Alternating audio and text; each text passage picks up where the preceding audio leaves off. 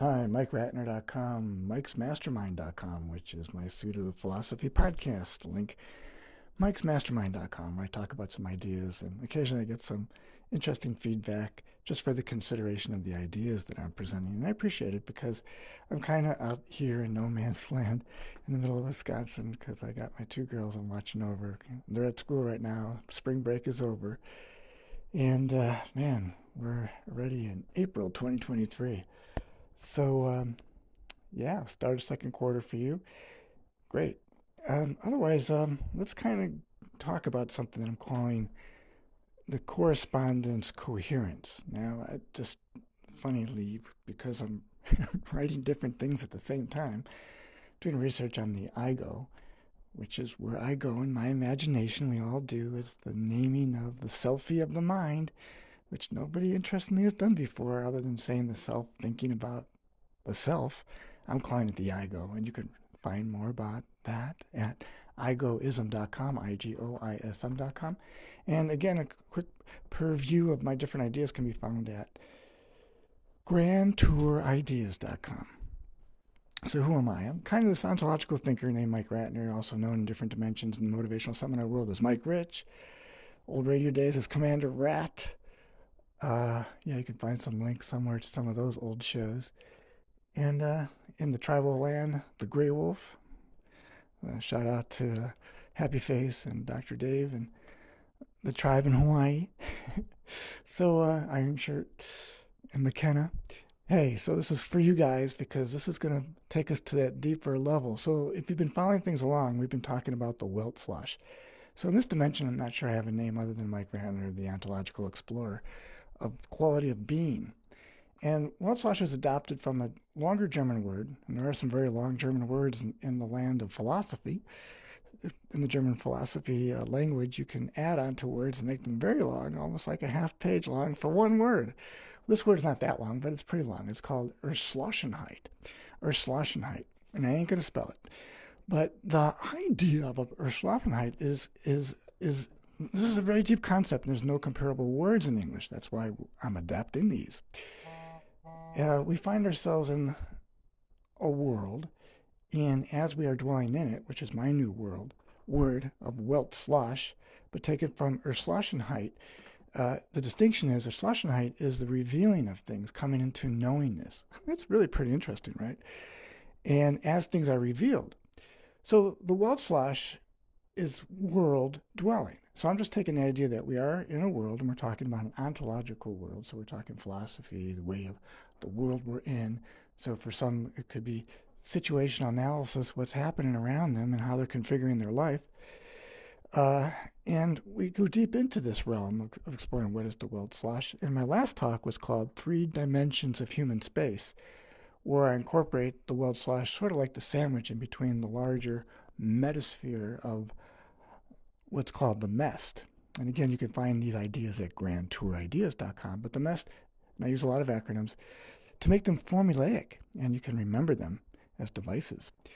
The MEST, M-E-S-T, just simply stands for matter, energy, space, and time, and that is the physics of the physical realm. Ask any scientist. That's pretty much it, right? Now, there is another addition to it that I'm adding here, but matter, energy, space, and time. And what's messed up is that it's universal and perpetual.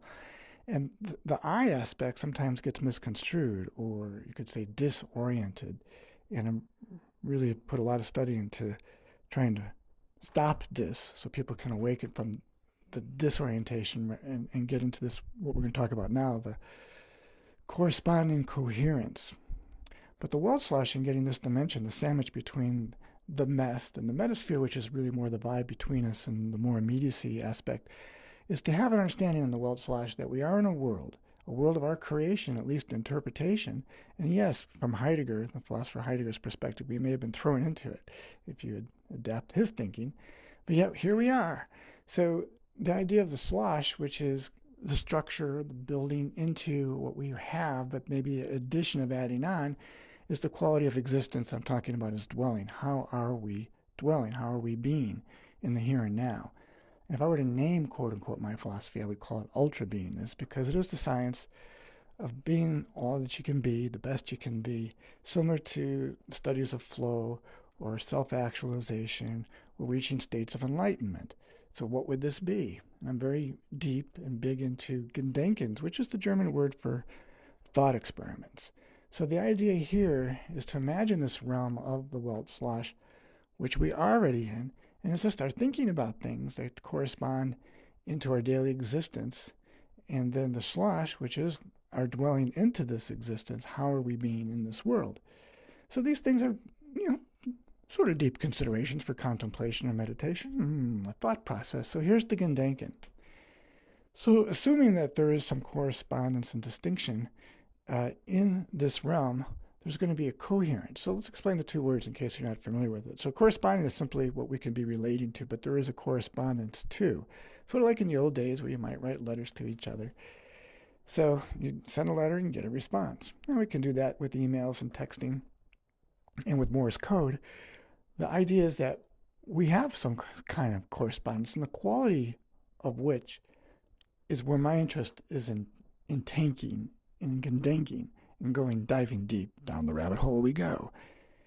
So this correspondence coherence then is like, well, what is the quality of this correspondence? And the coherence, and there's different dimensions of this or subjects in philosophy, such as truth coherence, and there's like debate between two different types of so we're not going to get into that, but you can Google it and research it more. I'm talking about the coherence as sort of like, again, this vibratory element of metasphere, the atmosphere in the room, or the immediacy of things.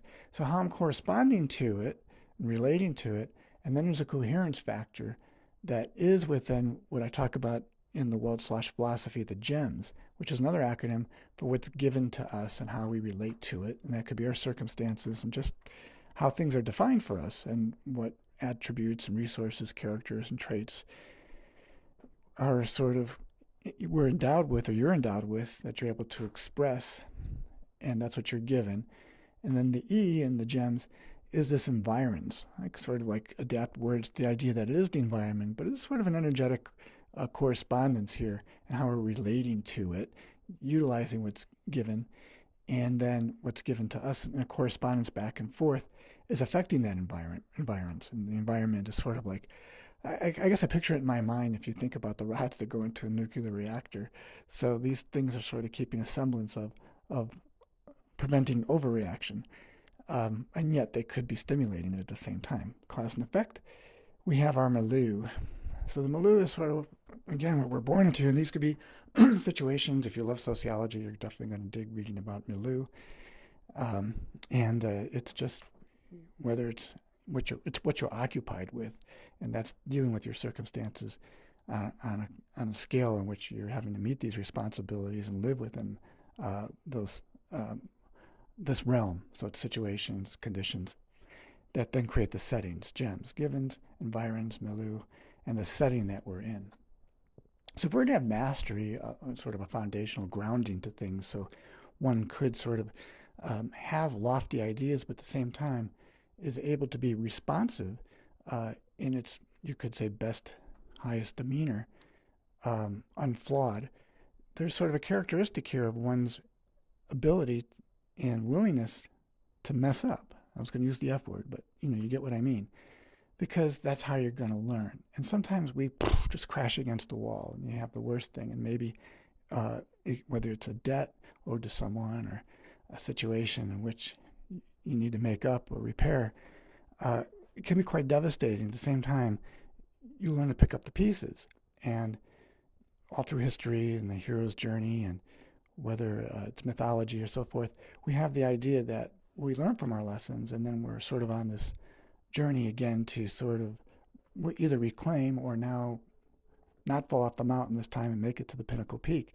And this were the state of self-actualization or transcendence of the old chains were broken, and the old paradigm falls apart. I talk about this in the REC formula, W-R-E-C-K, how we elegantly bring down the old stodgy paradigms. We have something new that becomes a desirable, sustainable future. In this realm, we would need to have a correspondence that's allowing to open up sort of like a combination that sort of spun in the right way, sort of create something that's a bit more felt. And in this feeling, this correspondence now becomes a coherence. So it's a vibratory level. And you get this when you're in rapport with someone or having a great conversation. You can check out the work at lovingconversations.com and communityconversations.com, where local groups become a bit more empowered when you have deliberative dialogue.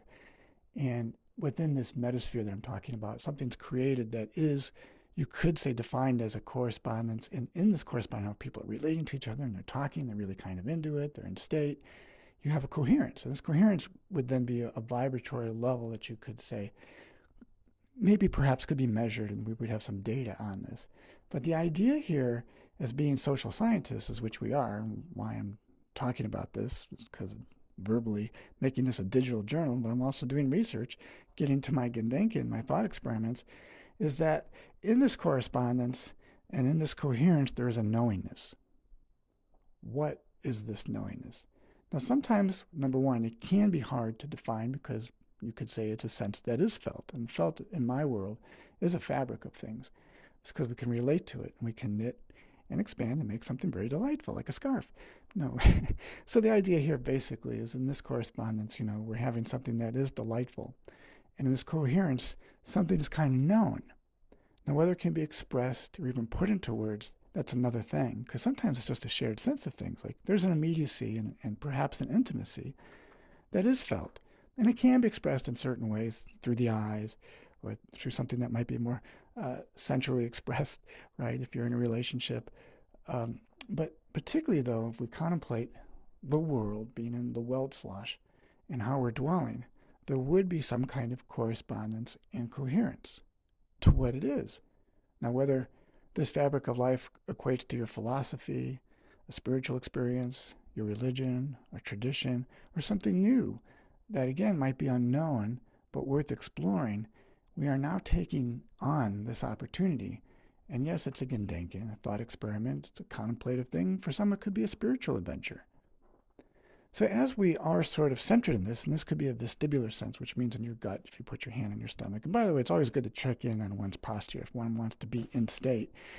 It begins with, how I'm being present and checking in on your shoulders and your back, and your breathing, and your chin, and sort of the gaze is a big factor because your face can express a lot, and it says a lot, right?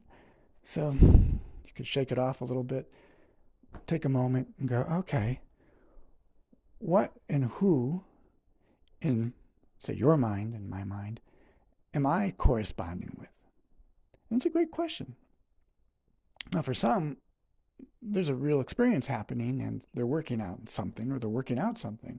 And it could be part of the dynamic that's found in a community conversation where people come together and they get to know their neighbors, they work out social issues, they have new solutions for issues or problems that might have been affecting the neighborhood, like the local school or the park. So in this way, there is sort of a correspondence happening that informs a community, and the coherence is going to equate to the quality. And that can be measured to some degree, not only in the conversation, but what the outcomes are and decisions that are reached, and then the impacts, like things get resolved, things get done. And it takes it to a whole new level. So the contemplation on the correspondence coherence aspect is really all about how I'm relating to the world, my world. And some of the things, when you come to this realization, you can read about this writing in my MORB research, morb.masstrance.com, which my work is hoping to wake people up from, the masstrance.com. But the MORB is the modus operandi of rational behavior. So it's the other than disorientation that sort of most people are in, because that is the world they're given, that they're in. So their correspondence and coherence might just be getting by. And sometimes it can be pretty irritating. Some are not as fortunate as you are to be able to take the time and interest to listen to something like this and not have anything else going on. Now, maybe you do have more priorities.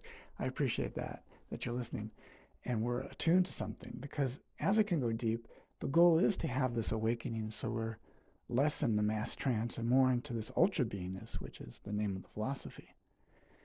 So there has to be an understanding first of how we're corresponding to the thoughts in my mind, the words I'm saying, affirming or disaffirming, things that might be true to me that are felt, but they're not able to be expressed or received by another person perhaps, or in resolving a situation, or taking my life to the